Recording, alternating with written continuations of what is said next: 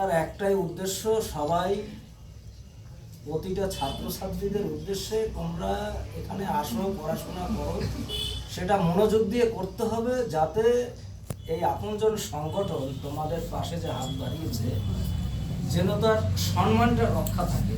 আসলাম, গেলাম, খাতা নিলাম, বই খুললাম, পড়লাম, ব্যাস, এটা করলে চলবে না। সঠিকভাবে জিনিসটাকে কাজে লাগাতে হবে। আর গার্জিয়ানদের সবসময় একটা ফলো রাখতে হবে যে সংগঠনের ছাত্র, আমার মেয়ে আসছে, ছেলে আসছে, সংগঠনে উপস্থিত হচ্ছি না, প্রতিটা ছাত্রছাত্রীর গার্জিয়ানকে সংগঠনের সঙ্গে সবসময়ের জন্য একটা যুক্ত থাকতে হবে। যে আমি আসলাম, হ্যাঁ আমার ছেলে যাচ্ছে, আমার মেয়ে যাচ্ছে, পড়ছে, আসছে, এটা করলে চলবে না। সংগঠন আমাদের যত আস্তে আস্তে, দেখুন আমি আসছি, আপনি আসছেন না, আরেকজন আসছে, আরেকজন আসছে না, এটা করলে হবে না। সবাইকে ঐক্যভাবে আমাদের সংগঠন আস্তে আস্তে আরও এগিয়ে যেতে হবে। এটাই হচ্ছে মেন কাজ। আজকে ধরুন যদি আপনারা না আসেন, আমার বাচ্চাটা এখানে পড়তে আসছে, একদিন আমরা সংগঠন থেকে বললাম যে আপনারা সবাই আসুন, ওটা করলে চলবে না। আমরা কেন বলতে যাব সংগঠন থেকে?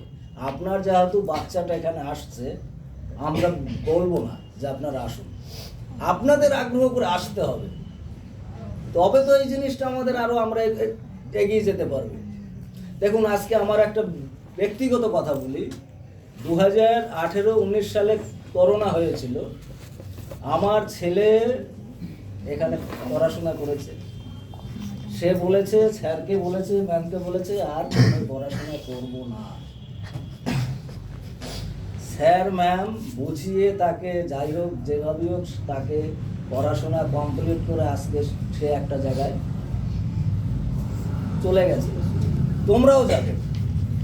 এই যে আমার আগে যিনি বললেন সনদদা, ওনার ছেলেও এখানে পড়তেন, সেও একটা জায়গায় চলে গেছে।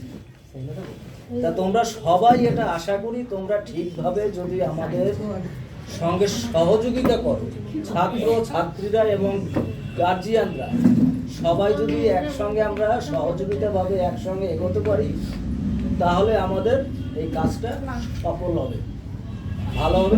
আর কিছু বললাম না, এখানেই শেষ করলাম। ধন্যবাদ।